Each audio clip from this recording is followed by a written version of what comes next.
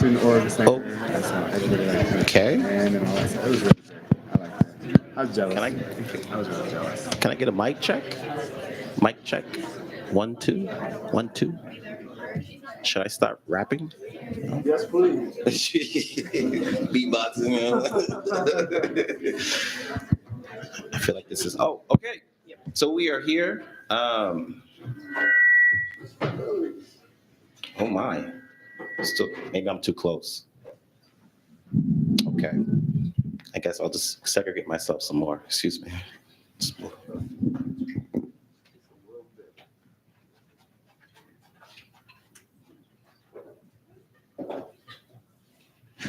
All right. Is that better? I feel so far away from y'all. This will be weird. You know what? But then I want to see y'all. This is so difficult, folks. Anyway, but we'll figure it out as we go along. So welcome. How is everyone doing? I got some thumbs up. Okay, some affirmation. I love it. I love it. I love it. It's a little toasty in here. I'm not gonna lie. And so we have the doors open. Excuse me, not windows. But if you need to leave to get some air, get some water, please do so.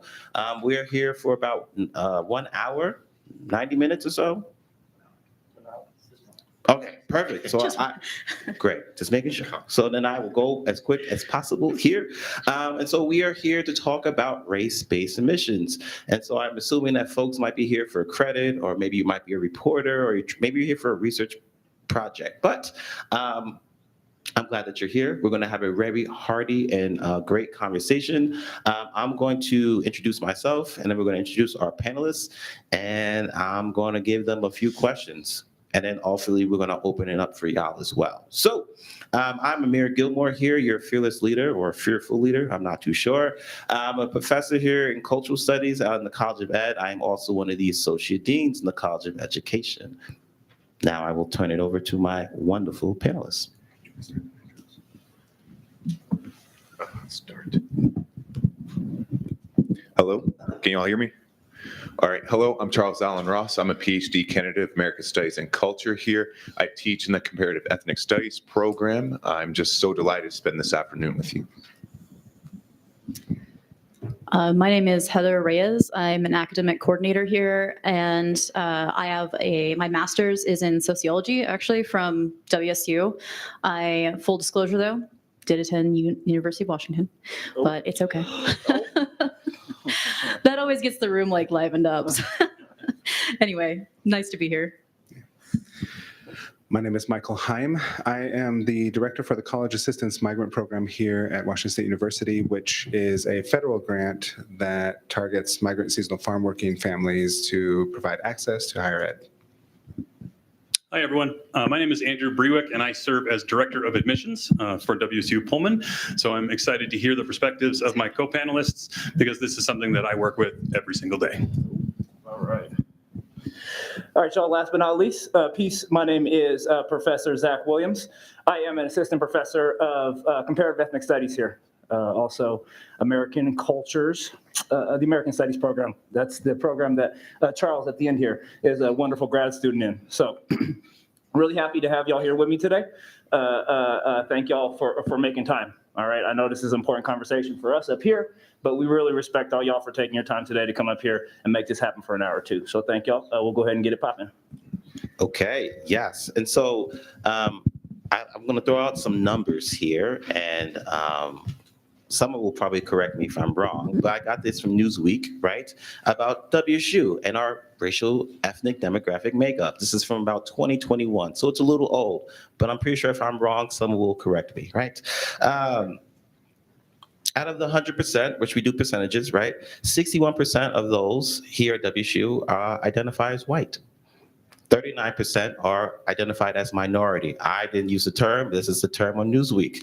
And when we break that down, 16% identify as Hispanic. Again, this is just what I'm reading, right? These are very loosey-goosey terms. 7% identify as Asian. 7% identify as 2 or more races. 3% are Black. 3% are international. Again, 2% are unknown. 1% is American Indian, and 1% is Pacific Islander. So just to kind of give people ideas of what the demographics are at Washington State, because it's really important when we start talking about race-based admissions to really consider what are our demographics, what do they look like, what do they mean? Because I don't like to play, fast with terms. Let's pull some data. But anyway, so my first question, which is a softball question for y'all or the panel. Why is holistic admissions criteria, which includes the consideration of race among many factors when informing incoming classes with the goal of fostering educational diversity, important to the college experience, in your opinion?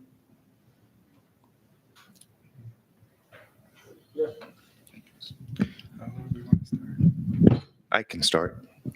So that's a great question, Mir. I think it's important, one, because education institutions like WSU and colleges as a whole are supposed to be democratic spaces, right? We're supposed to come here, participate as a democracy, not democracy like politically, but democracy thinkers and become citizens of the world, right?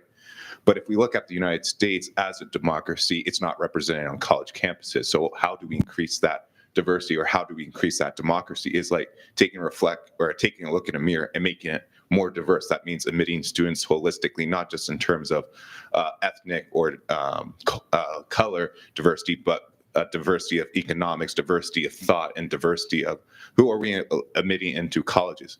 It is important we do this so that we can uphold a democracy, or bring life to a new democracy and bring light to new citizens of these elitist spaces.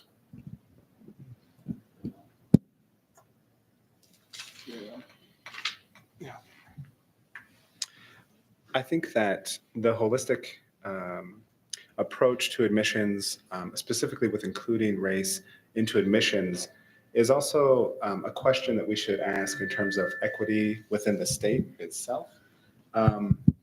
It could be that an institution will consider what the demographic makeup or the ethnic heritage makeup of a state would be, and that the institution of higher ed as a public institution could reflect the state's population. And that's something that has been a conversation across the country and could be useful in a state like Washington as well. I do know that the documentation of who attends Washington State University would be an important part of that conversation, to know exactly what the makeup of the student body would be and is currently, so that we can think about what the university could do, not necessarily in terms of the admission, but once students are also here, how you can be service ready to help support those students as they come into an institution of higher ed and be able to access resources that would help them be successful. Higher ed traditionally in many spaces is needing to improve those graduation rates across all intersections within race or other ethnic categories, or other ways that you can identify intersectionality within our student body. And the importance of that is to know that I think, from my perspective, being from a federal program, is that if we're not graduating 100% of the students that come through the institution's doors, then we are, in a sense, failing our student population.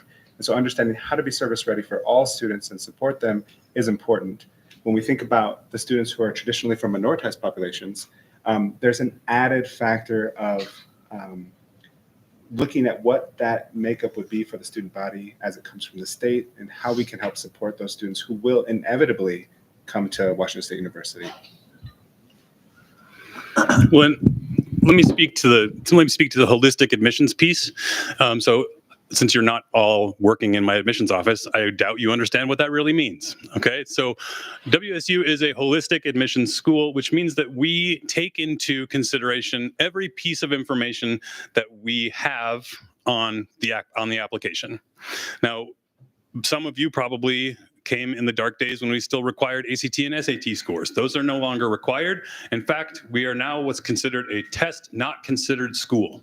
So even if we have your ACT or SAT, we don't factor that into the decision. So instead, what we look at is primarily your high school transcript. So kind of watching that academic exercise, checking different boxes to make sure that you have the preparation that you'll need to succeed at WSU. Then we do look at all of the other pieces, including race. But you all may be surprised to learn that because of Initiative 200 passed in Washington State in 1998 in backlash to the Clinton administration affirmative action, we are legally prohibited from factoring race into our admission decision. No public institution in Washington can either advantage or disadvantage students based on race.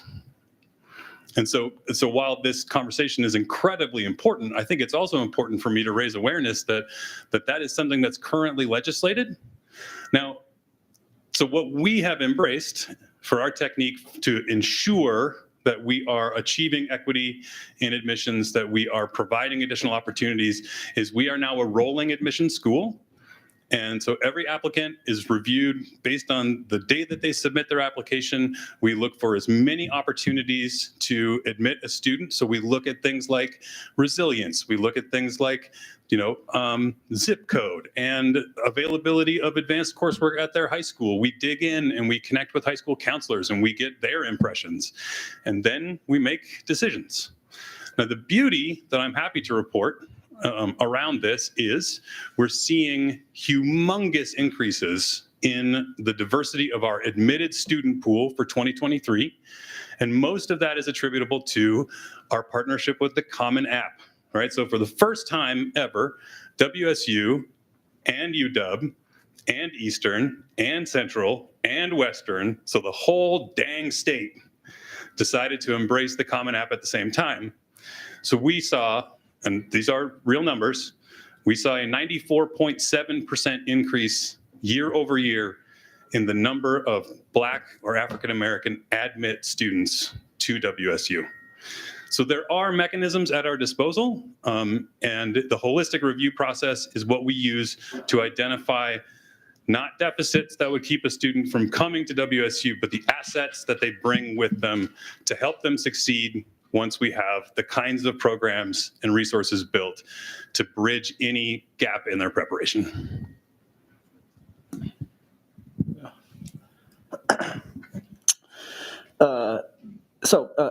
Thank y'all both for thank y'all for these comments. I think they're really important. How I approach this, the holistic conversation of education, like what's the value, right? Well, what the studies will tell us is that diverse groups are better thinkers. They focus more on facts. They process the facts better, and they come up with more creative solutions to problems. Diverse thinking groups are better thinkers. And so part of the value for race-based admissions, for thinking about racial diversity, is building in this diversity and experience to think about how we as a Research One institution can highlight and think most flexibly and creatively, right? So I think that's one aspect that we have to pick up. We also know that part of our job here at the university is to prepare students for the work environment they're going to step into, and that's going to be a diverse work environment. You're going to have to know how to engage with people from different backgrounds than you. And for many of our students, especially those who may have grown up in homogenous kinds of backgrounds, now this can be white students as well as other students of color, maybe who are stepping out for the first time, coming to the east side of the state, coming to a rural place, right? Diversity in terms of geographic region is really important, but we can't miss out and lose race. Right? I know it's uncomfortable to talk about race. We want to say everything else besides race, but I have to point out that racial diversity specifically is important, and it enriches the learning environment for everybody, not just for those underrepresented students. It increases the educational value for all of the students present. So the holistic answer for me is the way in which a diverse thinking community is a better, a smarter thinking community, and the way that it raises the quality of education for all students, not just those who are targets of race-based admissions. Well, to the point that Zach is making, if race did not matter, right? So I'm asking this to all of y'all, and those are on live streaming and Zoom and YouTube, right? What do you put on your state ID for race? When you came to this college, how did you apply? When you have a credit card, what do you write down? When you're trying to buy a house or a car, what race do you identify? When you do your census, how do you identify? Because people are capturing race. State institutions, federal institutions are capturing race. And so this notion that race does not matter is actually a little disingenuous, because everyone else kind of wants to know, who are you? So it's really important that people think about who they are, or at least question why this might be important to whatever social institution this is. So one question I'm going to preface a little bit because I'm a professor, right? So I've been here since 2015, so it's been 8 years. And on this campus, I've heard the term minority hire a lot for people that happen to look like me, right? And usually when people see me, they probably assume that I am a minority hire, right? Ouch.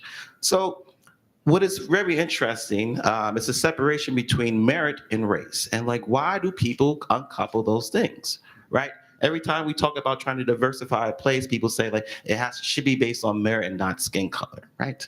But I've never heard, and I'll just say this bluntly, I've never heard white people say that maybe I just got the job because I was white. Usually when it's folks of color, it's people like, oh, they got it because of their skin color. But I've never really heard white people say like, maybe I got this job because I was white. And I'm like, wow. So the question I raised to the panel is that why doesn't race and merit coincide with each other?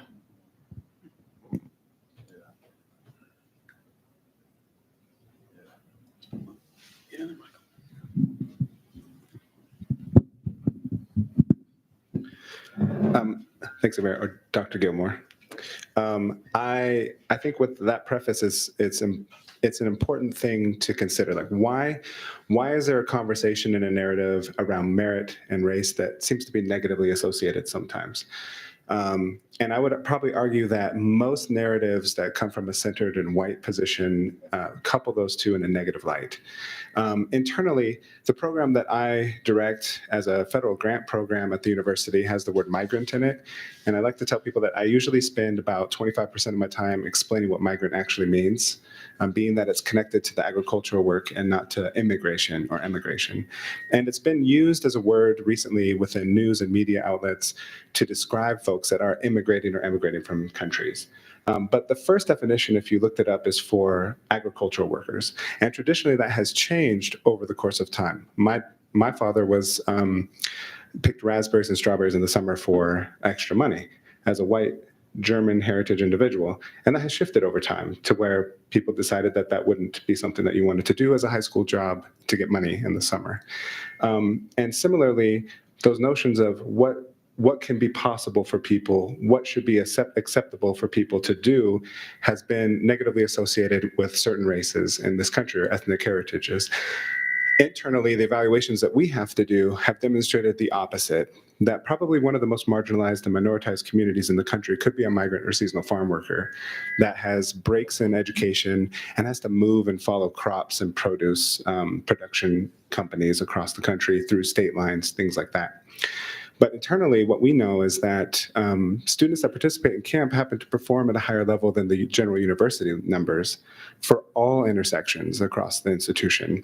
And I think it has to do more with the support that a student receives and that they're allowed to shine and perform in a way, but they feel supported and accepted, and they have like-minded folks around them that share a similar background, because it is very intimidating sometimes when the narrative is counterproductive for your success to have a place where you can go where it's productive to move forward from that position. So I think that the conversation, the question is great, like, why is it there? I think that we can change that conversation very quickly if we adopt the mirror of that, which is, why is it not associated with a positive mindset or a frame of mind for how to couple those two? Could it be that success can just happen to folks who are supported? And for students that are from migrant seasonal farm working backgrounds, we found that to be true. So it could be a way that we can model things to be acceptable and support students. Because again, I go back to that point of, if we're missing one student, like if one of you in this room doesn't graduate, then we need to look at that, right? But particularly if it's challenging for people to overcome negative narratives about their success rates or their ability to have merit, then we need to look at why that challenge is there and how to help that be an even playing field for folks as well.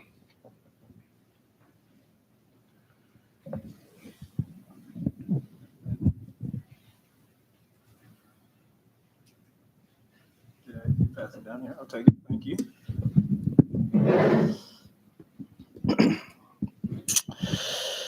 So why don't race and merit coincide? I think that, thank you for the question, Professor Gilmore.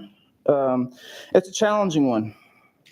The experience that you described also can sound similar to the way that it's assumed that Black students, other students of color are here because of their race, the affirmative action confirmation, like you're only here because of your race. That's what you're bringing, right? We have to point out this is connected to larger stereotypes historically about Black intellectual inferiority and other racialized intellectual inferiority that justified exclusion. We're talking about a history of exclusion that was justified by saying these people are mentally inferior. That's why there's not a lot of them in our schools. It's not because our structures are set up against them. It's not because of all of these other things. It's literally because they are not as smart.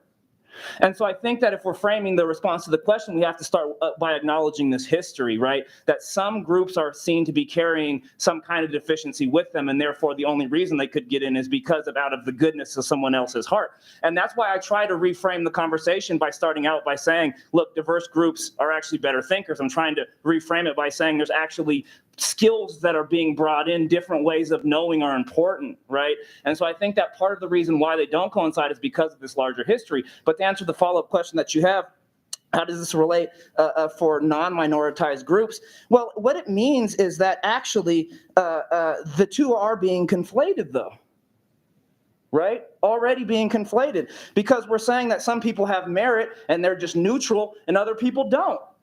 Right? And this is the outcome of some groups being not marked for their race. White is a racial category as well, right? And so if we see an overrepresentation of certain groups from racialized backgrounds, that means that actually race is somehow coming into a factor. Now, does that mean it's coming into factor at the admissions process? Absolutely not. But there's something larger that's going on there, right? And so as an ethnic studies scholar, what I would like to answer the question and point us back to is the way in which these categories are marked already by this history of who is present and how they're allowed to kind of have the conversation in place, right? And so again, just to kind of tie it off, round it off, part of the reason why we're seeing this separation is because of the way that exclusion was argued explicitly based on intellectual inferiority explicitly for over 100 years, right? So that's difficult to overcome. You're not going to just be like, okay, let's just colorblind and treat everybody the same, now go. It takes a little bit more than that, right? Yeah.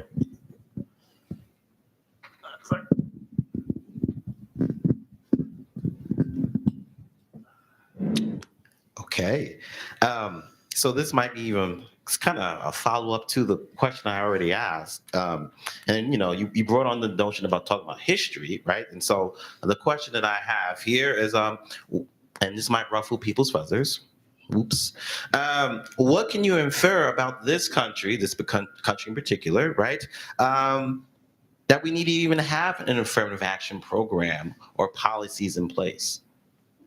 What could you infer about this country? The fact that we needed to have this. So imagine if we didn't have affirmative action programs. What would this country look like? What would the landscape look like? What would higher education look like? What would employment look like? What would housing look like? So again, I'll just repeat the question. What can you infer about this country based on the fact that we needed to have affirmative action programs and policies? I'm glad you asked that question. I was having a conversation with a mentor of mine, Dr. Valerie Lee at The Ohio State University, a couple weeks back ago, and we were talking about affirmative action, right? And she said something really dope to me. She said the first affirmative action was pre-1954 Brown v. Board, right? Which allowed, or Brown v. Board was the landmark case that ended public segregation in state schools, right? But before that, schools were segregated, meaning white students and black students couldn't be educated in state schools together, right? So the first affirmative action where whites had access to educational opportunities that black and other minority children didn't have. This is why we needed affirmative action. But to Dr. Williams' point is like, talking about history, if we look at the outcomes of affirmative action, is a huge failure, meaning the goal of affirmative action was to increase diversity among students of color in these higher educational spaces. But the reality is the biggest benefactors of affirmative action is white women and Asian men. So we have to understand this history. So is affirmative action like, it's good in theory, right? But what is its outcome, right? And so we have to understand these nuances of history to understand the current moment. And this is why like affirmative action was needed in the first place. But I think with the repeal that's been happening in the fall, it's like we need to revisit this history to where are we going to be in the next 5 years? And so. Yeah.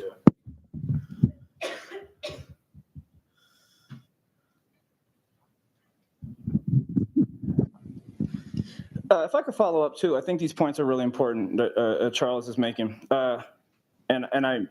This is to say yes and, because I don't think that Charles is down here saying it's not good that white women got gains out of affirmative action. I think it's important that we see gender representation, right? But the point that Charles is making is that this is why we can't ignore race, right? That's why you can't have an affirmative action program and not think about or talk about race, because we've seen these outcomes. And if you think about it racially, then what this means is it gave more resources to white communities.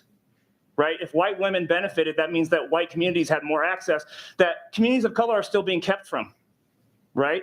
And so again, the conversation today is the importance of race-based admissions. Well, this is kind of how I'm picking up and arguing that, right? But I think that, what does it mean? I think it means two things about this country. Number one, it means that our country was expressly founded for a really long time as a race-based ethno-state in which those who are identified as white had privileges. And whiteness is not something that just existed in Europe. It was created here in the 1600s. Don't think that all European folks were over there kicking it like, hey, these are my homies in France and these are my homies over here in Scandinavia. They was beefing. In fact, in 1066, what happened in 1066? Does anybody know? The Normans sailed across the channel and conquered England. That's why you have castles in England now. They literally didn't view each other as the same. So the idea that whiteness existed based on this geographic position is a misnomer. But what happened is folks came over here and they were offered certain rights based on this thing called whiteness, right? That came to form over time. So what it means is that we established our country for a long time exclusively through race, and we need to have programs to address that because many communities contributed to the construction of this place. We today occupy indigenous lands right now. This is Nez Perce land. This is Palouse land that we sit on while we pursue our education, right? So many groups contributed to this history. And so we have to have programs that are able to include those groups that have been excluded for so long. But I think it means the second thing. It means that we can interpret the language of the founding of our country in two ways. We can interpret it to say, hey, and keep arguing for exclusion, or we can say, actually what they said was all men are created equal, and you can talk to historical scholars about this. When they said all men, they meant people. That's how they said it back then. They said all people are created equal. So we can interpret that honestly and radically as a way to support affirmative action, to say that we believe that there is democracy in this country, that it's not bankrupt, that this is something that can exist, and that we have to struggle to make that happen. So I think that it means two things. It does mean this history of exclusion, but it also means that we refuse to believe that's all that it is and that's all that's possible. It means that we believe in our ability to construct something different, but we have to address the problem.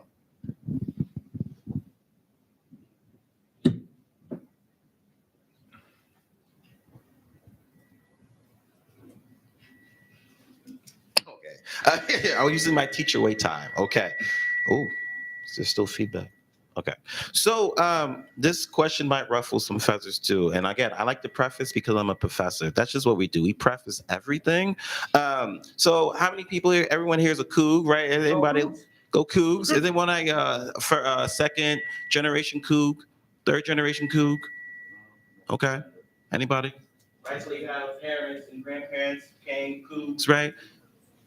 So, we're talking about almost, legacy, right? Right, because you come from a legacy of people that came to WSU, and obviously this is not to knock WSU, but when we think about places like Harvard and Brown and Yale and Columbia, right? These legacy admissions are rooted in a lot of different type of politics, right? And so I'm the first in my family to go to college, right? To go through all the ranks. I will probably be the last person in my family to get a PhD, right? It's just the way of the world, right? So the question I want to ask the panelists here, and again, this might ruffle feathers. What is the difference between legacy-based admission and race-based admission, and how are they similar? What's the difference? How does this policy discriminate against students of color and low socioeconomic backgrounds?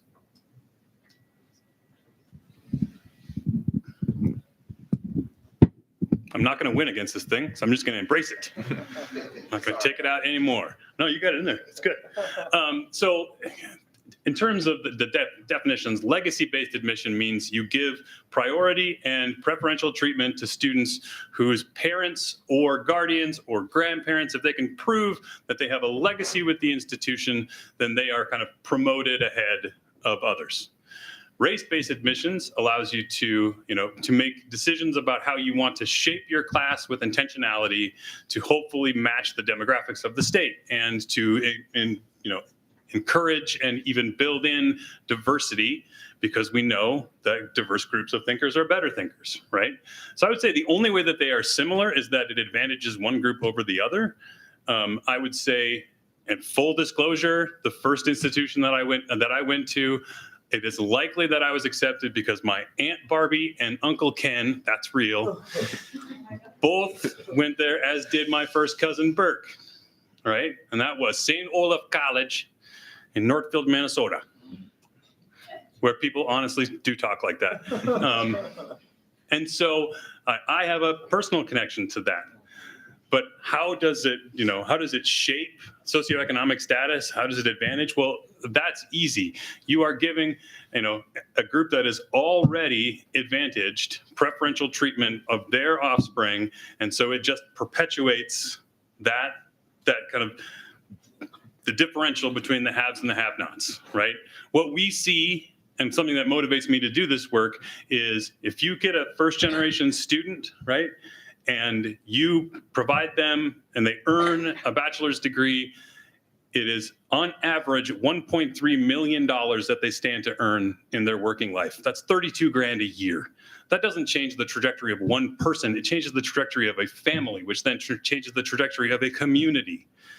And so if you are concentrating access to these programs only to people who come from privilege, you're just perpetuating privilege. If instead you attend to the mission, right, the land grant mission of WSU, which is to provide opportunity and access for the sons and daughters of toil. So I'm not saying that legacy students don't have the same opportunity to come here, but I am saying that the difference we can make in the world sways on the side of race-based admissions, which we are prohibited from doing. However, we have incredible improvements in the diversity of our applicant pool. And I can tell you that from the institutional level, there is a strong commitment to grow in diverse populations for two reasons. One, they are the populations that are growing in Washington. And two, it's the right damn thing to do.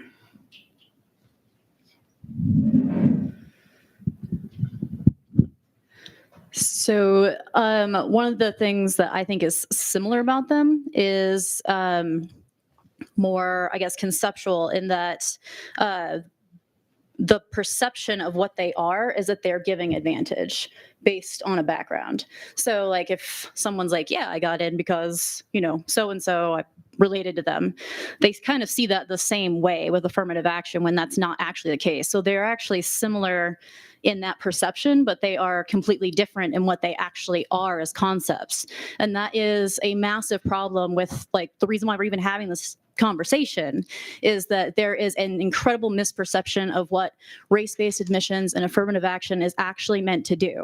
So when we talk about a holistic admissions process back at the very beginning, what that holistic admissions process is capturing is actually things that we would maybe catch if we were admitting based on any particular characteristic.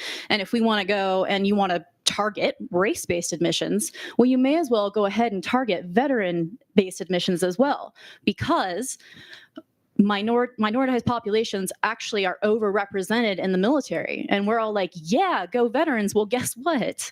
That's what you're going to favor. There are all these things that make up a person, but we have targeted people and held them back based on this one thing.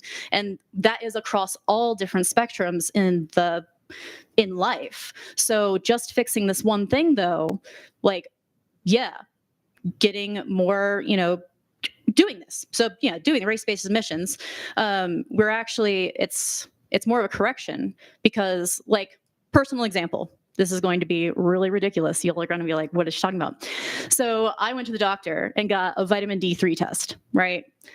For fun. I was like, yeah, sure, let's do it. Had to sign a waiver. Signed it. it came back and they were like, you are so behind in your vitamin D3.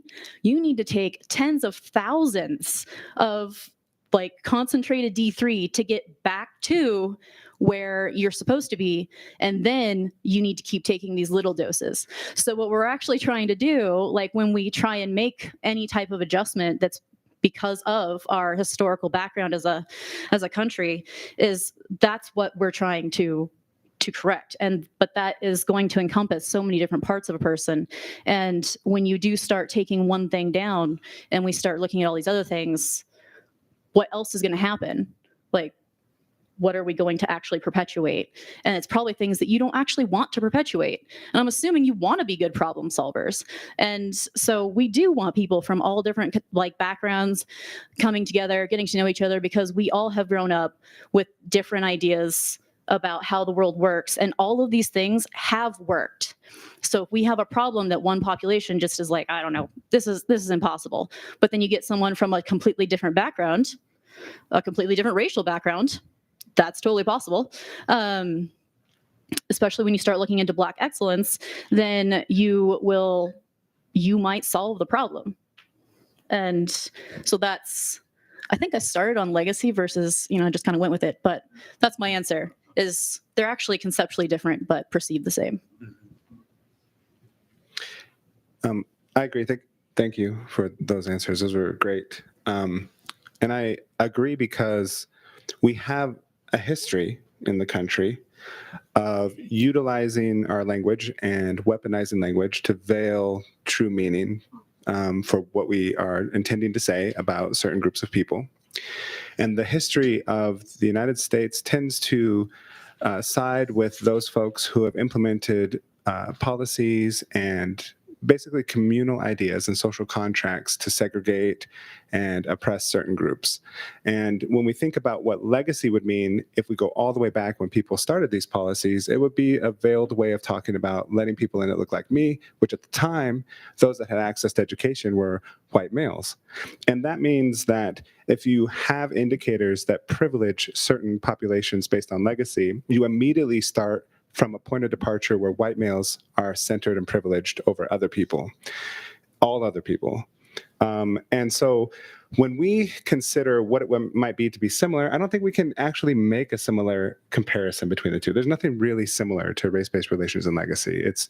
It's not similar because one is taking the historical context of oppression and using it, and the other is taking more of a context of liberation and providing freedom of thought and ideas to move forward.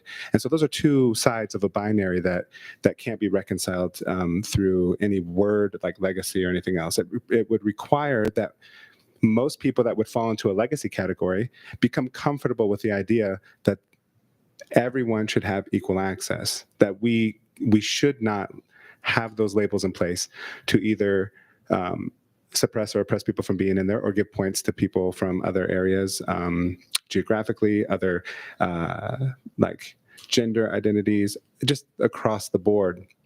And I think when I'm talking about this, it's in the context of our Latinx student populations, which is a term in and of itself that's controversial for identifying people. Sometimes we're hearing a lot of Hispanic and things, and those terms ignore nationality from folks that, imagine being called English, being in the United States, which technically we could say we're English as white people. If you're a country, it's just another colony that claimed independence from England.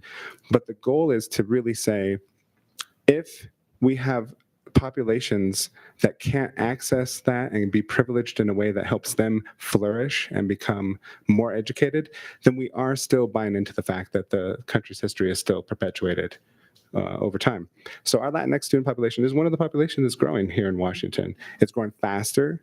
I think we need to be service ready. I think we need to be understanding of the fact that WSU is becoming a destination institution for our Latinx student populations here in Washington State, sometimes above other institutions. And we need to embrace the idea that diversity could be a framework from which we have our points of departure, our foundation, our conversations start from there, that diversity is something that can be useful and beneficial, but also it is the right thing to do.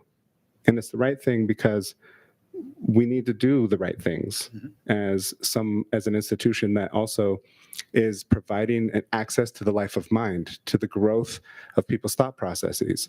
So I think that they can't be reconciled and they're not similar. They're so different that they need to be understood in a way that race-based relations is trying to overcome what legacy actually is. And we wouldn't even be having this conversation if legacy didn't exist.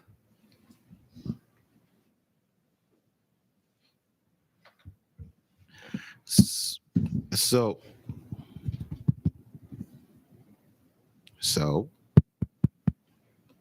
hello. Am I good? Can people? Okay, making sure. So I think Heather brought up the good point, right? And I wrote it down on my little notepad here because I'm like a professor nerd here. Talking about even folks, right? Talking about, when we think about missions, even folks with veterans, right? Veterans are, part of that when we talk about like affirmative action, because they are, I don't say a special group, but they are a group of people that have done something. They've served in the military, right? And so and they are usually underrepresented. Also think about folks with disabilities, right? When we think about like how to hire people, right? And so if we're talking about taking things away, we'll also deny people access to jobs as well. I also kind of want to circle back here because I think Charles had said that one of the largest beneficiaries of affirmative action happen to be white women. And I'm going to go on the gamble here that there are some white women in here. And so the irony is not lost on me that when we start talking about affirmative action, it's usually people that look like me, Black and brown folks. And it's never the conversation of white women. And so what I will say, I want to get the questions that people might have, is that don't worry, the system will come for white women too. Right? And so why I say this, and people might say have their own thoughts. There is already a conversation. So college is also looking at demographics, right? When you look at universities, majority half of the people that go are women, right? And the question now becomes that our women are overpopulated. They're taking over programs. And so what's going to come next? I mean, y'all can fill in the blanks, right? And so I want folks to really think about like how these things also overlap, right? They're like, oh my God, there's too many Black and brown people. We might need to change that. But now think about for gender, folks will say like, there's too many women in STEM. There's too many women in this discipline. We're not going to admit them. And these decisions do happen. So keep those things in mind. If you don't believe me, look it up, because this is a conversation that we're having, because a lot of people are fearing because men are not going to school anymore. And women are now overpopulated at the demographics. And so the question becomes, well, what do we do? It's a very scary thing. So if you happen to be a white woman, you might want to start thinking about this or start speaking up about the fact that like having access is actually a good thing. Because you don't have to go too far back in history to see that access was not always given and granted, right? So as I close, because I want to get to people's questions. So if you're a nerd like me, woo-woo to all the nerds. If you want to read more about this, there's a few books that I'll reference. One is by Ira Katz Nelson. Yes, thank you. When Affirmative Action Was White. I love the title. The other is by Richard Rothstein, called The Color of Law. Another one is by Noli Rooks, Cutting School, The Secretonomics of American Education. The last is by Cheryl Cushion, White Space, Black Hood. Check those books out if you like to read. And yeah, so there might be questions. So I want to kind of open up the space because we have about 15 minutes or so. Do folks have questions? Are there questions on the live stream?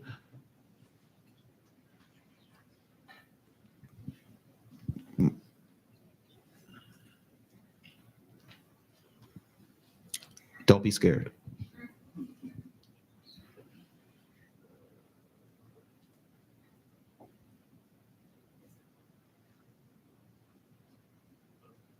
Yeah, the mic is, oh. Okay, sure. Mic is bigger. Okay. Okay, cool. Can you hear me?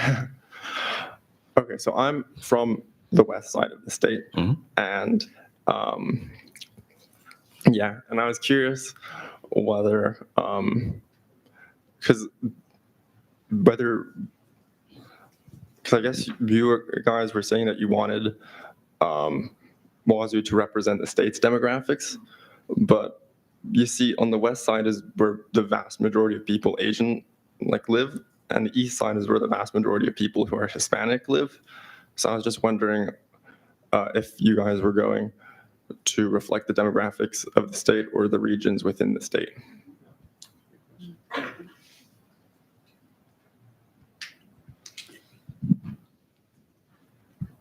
That's a really good question. Generally when we're talking about the Latinx student populations here at WSU, we would think that the majority of this state's population is in Central Washington.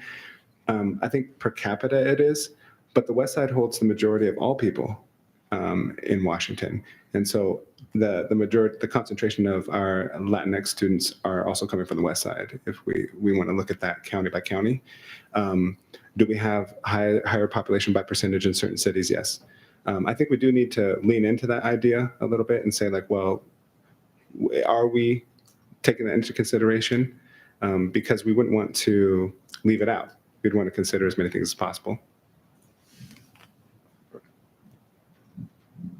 In my opinion. We have another question here too. So I'll just speak just real quickly. It's a great question. In terms of new student recruitment, we split our attentions and we try and serve every part of the state with the same level. And so we have 3 recruiters living in the I-5 corridor, right in the Seattle Metro and King County. And so I think that in terms of reflecting the demographics, we can also engage in some other types of programs, one of which that we just launched. We launched it last year with the Guaranteed Admission Pilot. And so that is a program where schools and districts will partner with a consortium of universities. So it's us, Eastern, Central, Western, and the Evergreen State College. And we make a commitment to high school seniors from those districts that if they have a 3.0 GPA, if they are on track to complete their CATERS, right, which is the college readiness curriculum that none of you knew about until we asked you about it on the application, 47% of you got it wrong when you applied. No disrespect, right? It's a bad acronym. It's a weird structure. So we started with 18 schools and served about 18 schools and districts and served just over 600 students last year. For this year, we have 66 partner schools and districts, and we have over 10,000 students to whom we have guaranteed admission. And then to the juniors in those schools, we're also corresponding to let them know how they can ensure their admissibility to our schools and districts, so our universities.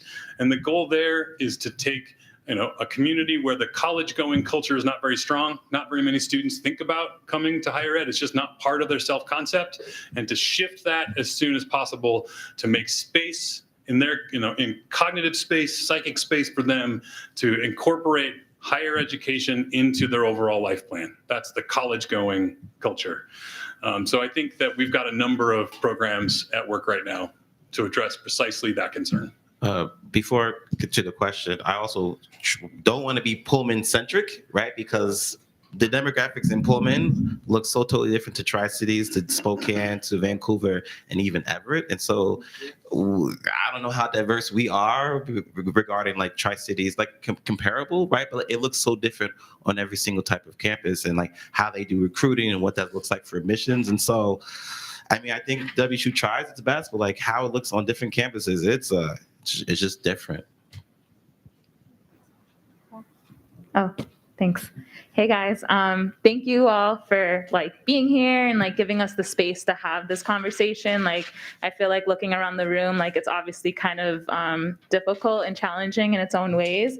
And I know we're talking about race-based admissions, but what happens once students are on campus and are admitted? What are we doing to support Black and brown working class people and students on campus? And if you guys have any, I know we have federal programs, for example, and all kinds of support, but what can we do just as their peers and as their counterparts in this space to support them and just integrate them more into the community?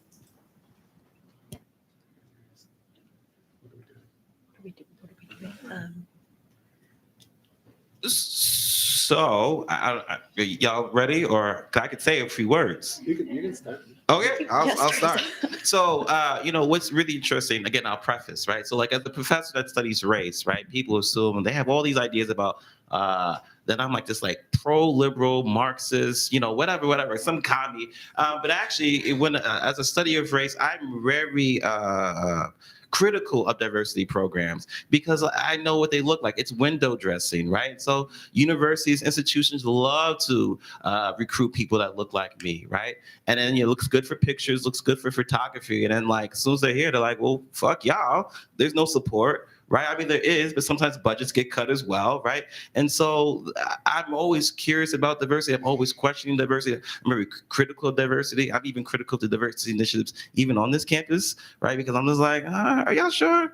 How much money y'all going to invest? What is the long-term impact? What does your retention plan actually look like? And that's when people tell me to leave, right? So anyway. You want to go? I can go. Yeah. So one thing that, just sitting here thinking about it, because that was a really good question. And as so academic coordinator is kind of like a long way of saying advisor, is, we as advisors, we do hear and like what students say. And then we get together in our little advisor clusters and be like, what are your students saying? And so if you all start saying like, hey, what are you doing to, not put it like that, but, like, what are you doing to make sure that everyone actually is included and feels a sense of belonging? Because, if you want to talk about all those letters, the inclusion's nice, but they got to feel like they belong. We got to feel like we belong too. That's the ultimate, goal so that we can all contribute. But yeah, just people are listening. And then it's just, that's where I would say you could start if you're looking to actually like kind of promote movement yourself. So just, it's kind of like a huge mantra of the work period is don't be silent, right? So that's one way you could totally stop it is to be silent. But if you want to keep it going, you all could say something like, hey, what is the school doing? Or what are you as an advisor doing? And so I actually have been involved in starting an advisor education program that is centered around, all types of diversity. And I think that's something that's needed. If you feel like it's something that's needed, absolutely encourage that. Because we ultimately are here to serve you. And the other things, just learn. You're here. One of the reasons why bringing diversity to a campus is so important is because you can learn about all the people you're going to encounter throughout your life and how to, belong and all that. And so, just embrace that. Take classes in, really, really embrace UCORE, which is not something that, always comes easy to people, but it's put together for a reason, so prime place to do something is education, and speaking up is here. So did you want to say something? Yeah, I'll use this. You want yours? Okay. That makes sense. That was a great question because I think that's really what we're here for as a university. So my first answer is we're not doing enough. We're not doing enough. That's the bottom line.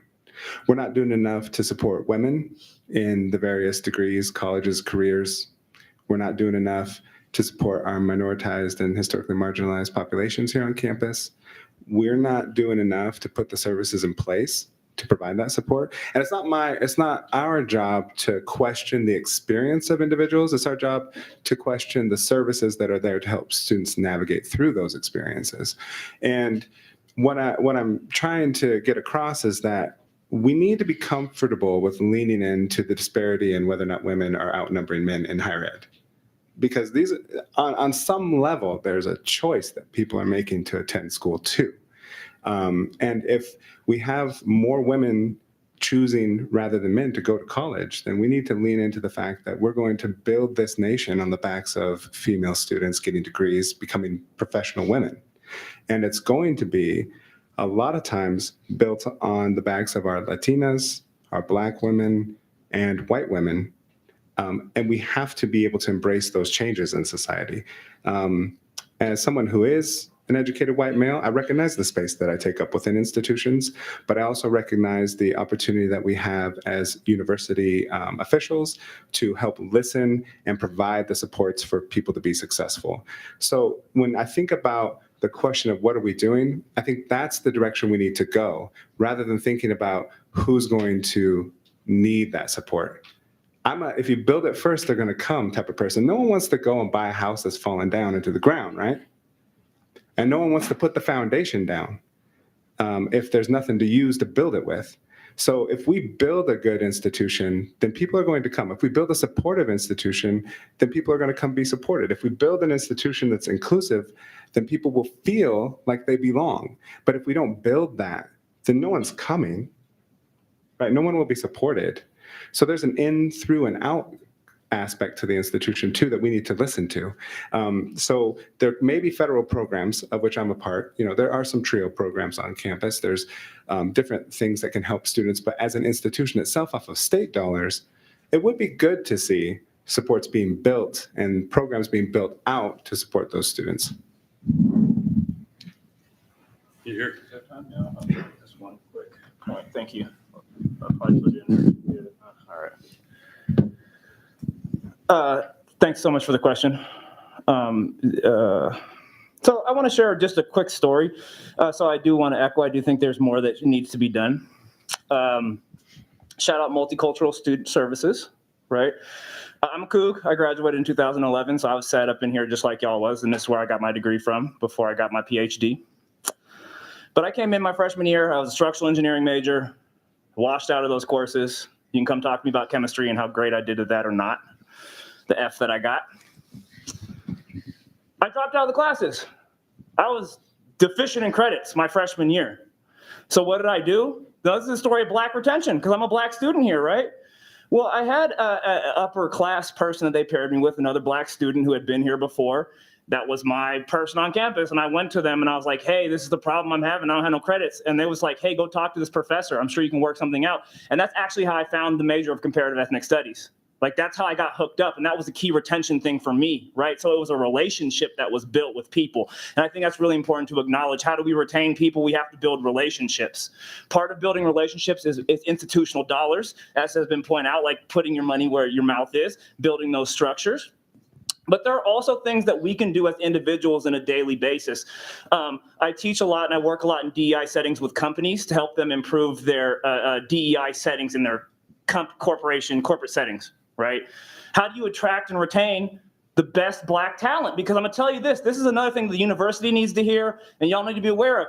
Talented people have options these days.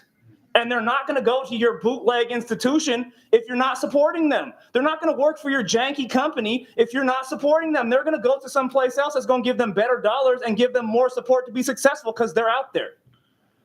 So we have to do what we can do to build a place that builds belonging, and administration, our leadership certainly has a role to play in that, and they need to do it. But we as Cougs do too. There's this thing called microaggressions, right? I'm not going to break it down for y'all here because I don't have the slides or the time.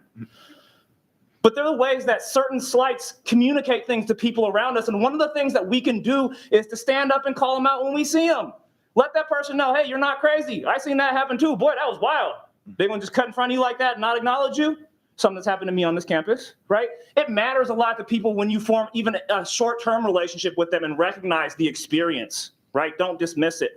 So I don't want to dismiss it and say it's only administration's job. It is, but it's all of our jobs as Cougs also to make sure that we're culturally aware of the history that circulates around us and understand that we're responsible for trying to help build inclusion for people. It's not just to wait for somebody else to do. And with my last moment here, I want to encourage you all as people in our society in a similar way. Don't wait for politicians to save you. Don't wait for people in power to vote and do something for you. We can do it ourselves, and we have to stand up and do it ourselves.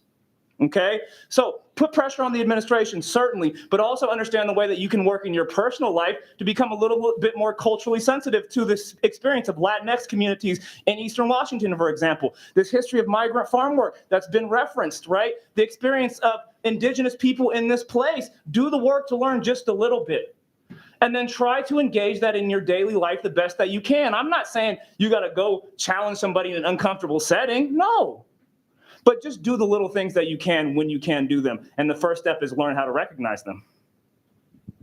Building off that, the yes and part we had earlier, I started talking about like democracy today, and I'm going into the professor life. And one thing that is important to me is building consciousness. And the consciousness needs to be built through Black Studies departments, through Women and Gender Studies departments, through Chicano Studies departments. We need to advocate to our administration that these places where consciousness are built are imperative for our students to be retained. Students need to see themselves in the classroom. So our administration needs to put their money where their mouth is and put money towards consciousness and put money to building a holistic being that can operate in a civil society. And that's where it happens in the classroom. We're ultimately here to learn. So why are we divesting from Black Studies, Chicano Studies, and Women and Gender Studies? We need to invest into these programs. All right.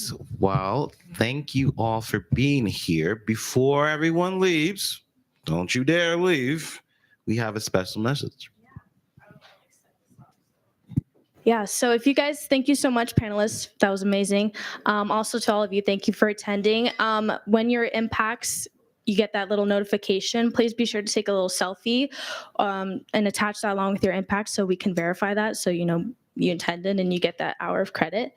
And yeah, that's pretty much it. If you have any remaining questions, please ask the panelists. They're here for you. And yeah, thank you. Can before we go, can we get a round of applause for the panelists? Thank you, thank you, thank you. All right, peace out, Cub Scouts.